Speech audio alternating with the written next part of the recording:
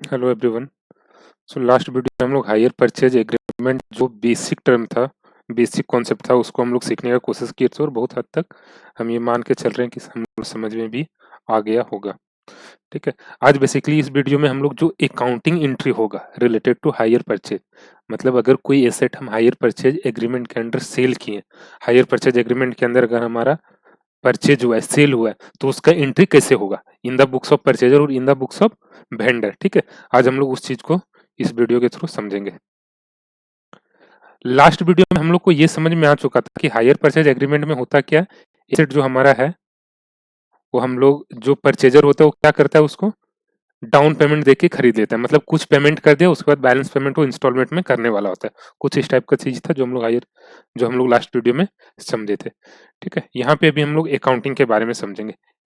सबसे पहले हम लोग अकाउंटिंग समझते हैं in the books of purchaser, in the books of hire purchaser, in the books of hire purchaser.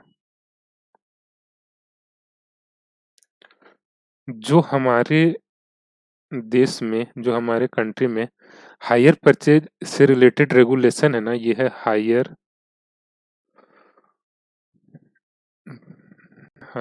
Purchase act 1972, मतलब इसी लॉ से, इसी एक्ट से हायर परचेज का जो ट्रांजैक्शन होता है ना वो रेगुलेट होता है। ठीक है। और इस एक्ट में बेसिकली लिखा क्या गया है, इस एक्ट का अगर जो कुछ चीज हम लोग जो लास्ट वीडियो में समझ लिए थे, ठीक है, इसमें बेसिकली बताया क्या जाता है ना कि जो ओनर है ना एसेट का, हायर परचेज एग्रीमेंट के अंदर जो भी एसेट सेल हुआ है उसका एक्चुअल ओनर कौन है, हायर वेंडर। ठीक है। हायर वेंडर उसका एक्चुअल ओनर है, और जो हायर परचेजर है ना वो क्या कर रहा है, उस एसेट को हायर किया हुआ है, लीगल पॉइंट ऑफ व्यू से उसको हायर किया हुआ है, और जो उसका इंस्टॉलमेंट पेड कर रहा है ना एक तरह से वो हायर चार्जेज है। अगर इस चीज को हम लोग समझे कि मतलब अगर वो हायर चार्जेज है मतलब एजर रेंट हो गया, हायर चार्जेज मतलब क्या, एजर रेंट हो गया, तो जो इंस्टॉलमेंट पेड होता है उसका एंट्री अगर परचेजर के बुक्स में देखे तो क्या होना चाहिए, सबसे पहला हो जाता है rent account debit, rent account debit, क्योंकि एक तरह से वो दे क्या रहा है, इंस्टॉलमेंट जो दे रहा है लीगली वो क्या है, हायर चार्जेज ही है। ठीक है। तो रेंट में डेबिट करता, टू वेंडर कर देता इस तरह से। ठीक है। इस तरह से एंट्री हो जाना चाहिए था। ठीक है। उसके बाद क्या होता, फिर जब पेमेंट होता तो हो जाता ये हमारा vendor account DR to bank. ठीक है। अगर लीगल बात हम लोग करें तो एंट्री कुछ इस टाइप से होता, rent account debit to vendor, vendor to bank. क्यों, क्योंकि ये जो हायर परचेज एग्रीमेंट के अंदर क्या है, वो उसका तो ओनर बना हुआ, ओनर बना नहीं है परचेजर, वो तो उसका ओनर है नहीं। ठीक है। जब ओनर है नहीं तो वो मशीन को अपने बुक्स में कैसे डेबिट कर दे, है ना। लीगली कुछ इस टाइप से एंट्री होना चाहिए। बट जो हमारा AS1 है ना, अकाउंटिंग स्टैंडर्ड 1, ठीक है, इसमें एक प्रोविजन है, substance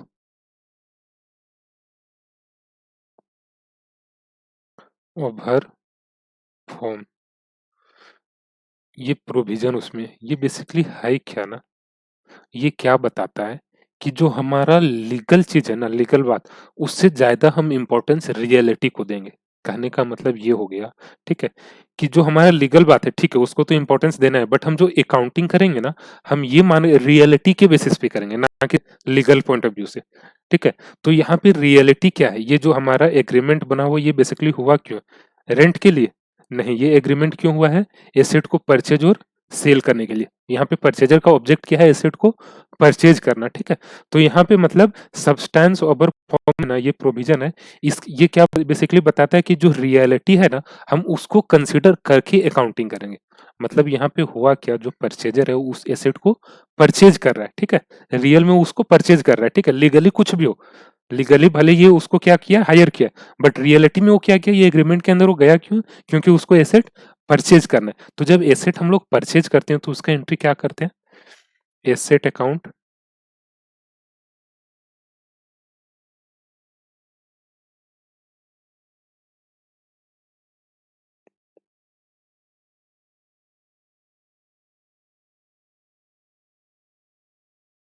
assets account debit to hire vendor. ठीक है। हम लोग ये एंट्री कर देंगे। जितने कॉस्ट का हम एसेट परचेज किए ना हायर परचेज एग्रीमेंट के अंडर, उसका एंट्री ये करेंगे। मान लेते हैं अगर 2 लाख रुपए का कॉस्ट था, तो कुछ एंट्री इस टाइप का हो जाए। ठीक है, ये मेथड हम लोग को फॉलो नहीं करना है। ठीक है, उसके बाद ये तो हो गया एसेट परचेज किए उसका, मतलब जिस टाइम एग्रीमेंट बना उसी टाइम हम लोग को ये एंट्री अपने बुक्स में ले लेना है। अब अगर कुछ हम उसको पेमेंट कर दे रहे हैं, यहाँ पे ये एंट्री क्यों हुआ, क्योंकि एसेट हमारा परचेज हुआ। ठीक है, एसेट जब बढ़ता है तो डेबिट करते हैं, हायर वेंडर किया लायबिलिटी, लायबिलिटी बढ़ता है तो उसको क्रेडिट करते हैं, तो हमारा एंट्री हो जाएगा asset account debit to hire vendor. ठीक है, दूसरा एंट्री क्या होगा, जब हम उसको पेमेंट कर दे रहे हैं वेंडर को, अगर कुछ डाउन पेमेंट कर दे रहे हैं। ठीक है, यहाँ पे एसेट को हम किस प्राइस से डेबिट करेंगे, जो उसका कैश प्राइस होगा, क्योंकि एसेट हमारे पास कितने का है, जितने का केस प्राइस है। हम पेड कितना करेंगे टोटल हायर परचेज प्राइस, उससे हम लोग को यहाँ पे एसेट को डेबिट नहीं करना है। 2 लाख का एसेट है, हम उसको टोटल 2,30,000 पेमेंट करने वाले हैं, तो 30,000 जो पेमेंट पेड कर रहे हैं वो एक्चुअली इंटरेस्ट है। एसेट के लिए हम पेमेंट नहीं कर रहे, एसेट के लिए हम 2 लाख ही पेड कर रहे हैं। ठीक है, तो हमारा एंट्री हो जाएगा asset account debit to hire vendor. अब अगर कुछ डाउन पेमेंट कर देते हैं तो हमारा उसका एंट्री हो जाएगा hire vendor debit to bank.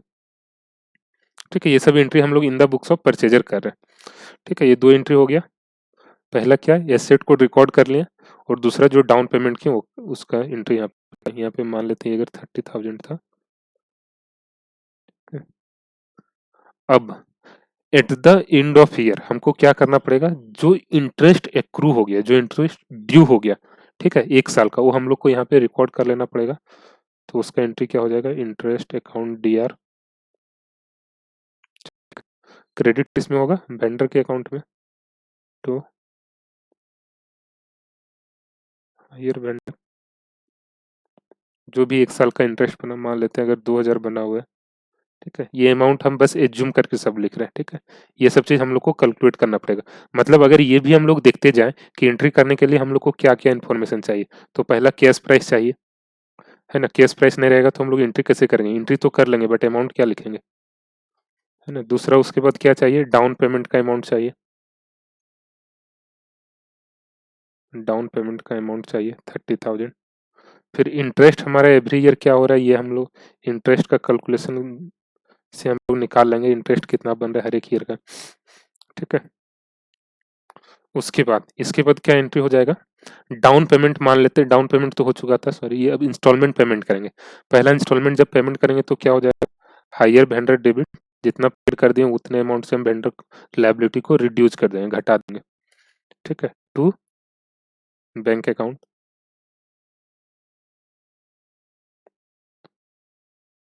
जो भी हमारे इंस्टॉलमेंट है, अगर हमारा यहाँ पे 25,000 का इंस्टॉलमेंट है तो 25,000 डेबिट हो जाएगा।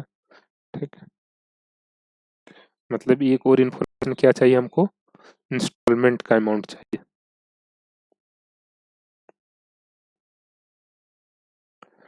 उसके बाद ये अभी तक हम कितना एंट्री कर चुके हैं, टोटल 4 एंट्री कर चुके हैं। पहला एसेट परचेज किए उसका, डाउन पेमेंट किए उसका एंट्री हो चुका है। ठीक है, एसेट परचेज किए उसका हो गया, डाउन पेमेंट डीपी का हो गया, इंटरेस्ट ड्यू उसका एंट्री हो गया, फर्स्ट इंस्टॉलमेंट पेड किए उसका एंट्री हो गया। अब क्या एंट्री होगा, और क्या होगा इससे रिलेटेड एंट्री, डिप्रिसिएशन हमको लगाना पड़ेगा at the end of year, depreciation लगाना पड़ेगा, उसका एंट्री करना पड़ेगा। डिप्रिसिएशन का एंट्री क्या करेंगे, depreciation account debit to asset,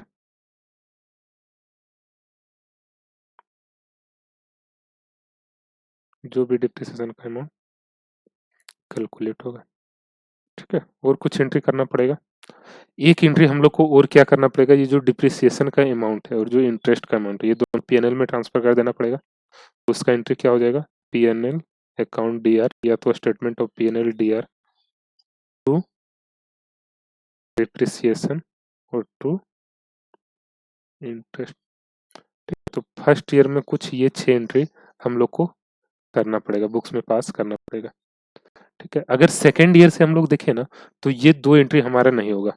एक ये एंट्री तो नहीं होगा क्योंकि परचेज जब की उसी टाइम ये एंट्री करना था ना, और दूसरा डाउन पेमेंट का। बाकी ये 4 एंट्री हमारा रिपीट करते रहेगा, 1 2 3 4। ठीक है, ये 4 एंट्री हमारा रिपीट करते रहेगा। अब ये एंट्री हम लोग को समझ में आ गया, पहला क्या किए थे, एसेट परचेज किए थे तो asset debit to hire vendor कर दिए, डाउन पेमेंट के उस टाइम क्या किए, वेंडर को रिड्यूस करना था, घटा दिए, बैंक को क्रेडिट करना पड़ेगा। इंटरेस्ट ड्यू हुआ, इंटरेस्ट एक्सपेंस है तो इंटरेस्ट को debit to hire vendor, liability बढ़ रहा है।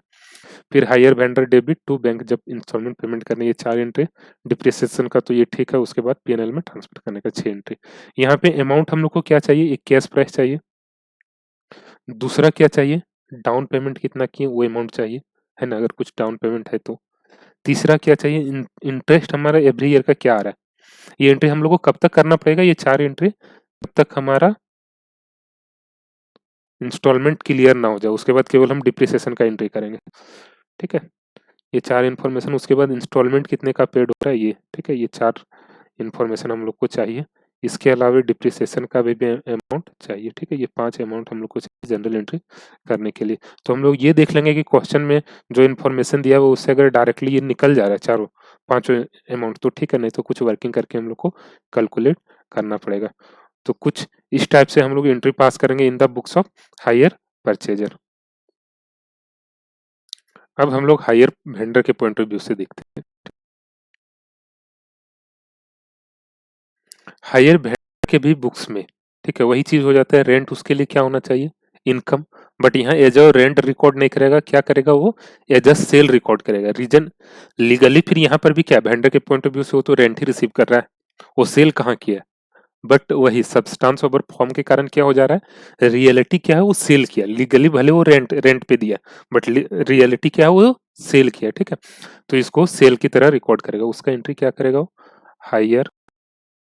ये हम लोग एंट्री किसके बुक्स में कर रहे हैं, in the books of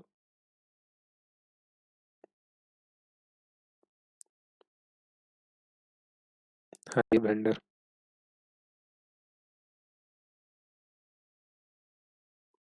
vendor के पॉइंट ऑफ व्यू से ये क्या हो गया, एक तरह का सेल हो गया। ठीक है, रेंट तो है नहीं, रेंट लीगली रेंट है, बट सब्सटेंस ओवर फॉर्म क्या है, रियलिटी क्या है, ये सेल है। ठीक है, लीगली ये रेंट है, वो रेंट पे दिया, बट रियलिटी क्या है, रियलिटी ये है कि ये उसको सेल किया, तो इसको वो एज अ सेल रिकॉर्ड करेगा। सेल के लिए वो क्या एंट्री करेगा, हायर परचेजर डेबिट। ठीक है, डेटर को डेबिट कर देगा, क्रेडिट सेल है ना, तो डेटर हमारा debit to hire, hire sale लिखते हैं या तो हायर सेल्स। ठीक है, या तो हायर परचेज सेल हम लोग लिख दे रहे हैं इसको, जो भी अकाउंट वो बना के रखा होगा जिसमें हायर परचेज सेल वाले अमाउंट को क्रेडिट करता होगा। पहला एंट्री ये हो जाएगा। दूसरा, डाउन पेमेंट मिला तो क्या करेगा, बैंक का बैलेंस उसका बढ़ जाएगा, मिला, वेंडर को क्या हो रहा है, पेमेंट मिल रहा है, तो बैंक को डेबिट करेगा, क्रेडिट क्या करेगा, हायर परचेजर।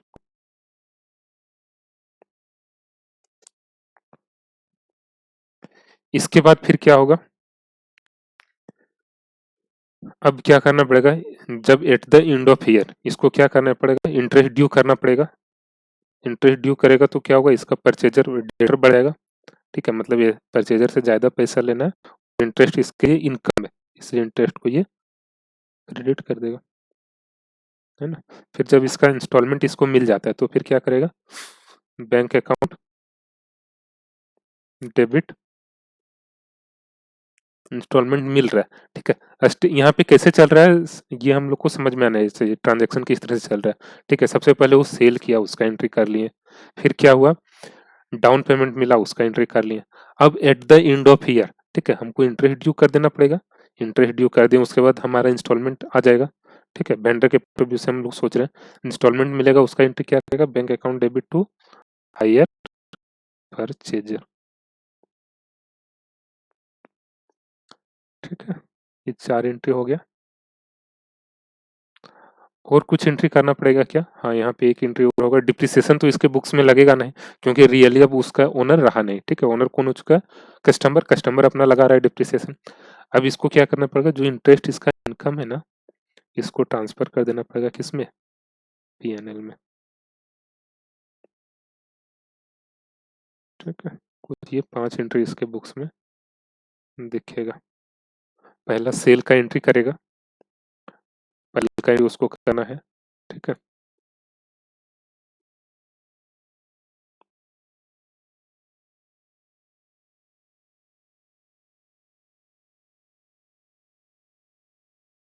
सेल का एंट्री हो गया, उसके बाद फिर क्या करना पड़ा था, डाउन पेमेंट जो मिला उसका एंट्री कर लिए, और फिर क्या करना होगा, जो हमारा इंटरेस्ट ड्यू होगा उसका एंट्री करना होगा, उसका भी एंट्री कर दिए। फिर जो इंस्टॉलमेंट हमको रिसीव होगा वेंडर को किससे, परचेजर से, उसका एंट्री कर दें, bank debit to hire purchaser, और उसके बाद इंटरेस्ट को पीएनएल में ट्रांसफर कर देना पड़ेगा। तो कुछ ये उसको अपने बुक्स में 5 एंट्री करना होगा, ठीक है, जिस ईयर में सेल करेगा। नेक्स्ट ईयर से क्या होगा, ये 2 एंट्री उसको नहीं करना पड़ेगा, क्योंकि सेल नेक्स्ट ईयर में कहाँ हो रहा है। नेक्स्ट ईयर में क्या होगा, इंटरेस्ट ड्यू होगा, इंस्टॉलमेंट रिसीव होगा, और फिर इंटरेस्ट को पीएनएल में ट्रांसफर करना पड़ेगा। तो ये हमारा 3 एंट्री जो है, 1, 2, ये 3 एंट्री बेसिकली करना होगा किसको, वेंडर को, हायर वेंडर को। तो ये था जर्नल एंट्री का concept related to hire purchase. So बस, और इसमें वैसा कुछ है नहीं एंट्री से रिलेटेड, ठीक है। अब हम लोग को इसमें मेन चीज क्या है, कैलकुलेशन थोड़ा समझना होगा, ठीक है। कैलकुलेशन हम लोग कर लेंगे, या तो क्वेश्चन में जो इन्फॉर्मेशन दिया हुआ अगर उससे डायरेक्ट हमको ये सारा कुछ अमाउंट मिल जा रहा है तब तो ठीक है, अगर नहीं मिल रहा है तो वर्किंग करके हम लोग को ये सारा अमाउंट निकालना पड़ेगा, ठीक है। उसके बाद ये क्वेश्चन सॉल्व हो जाएगा। Thank you.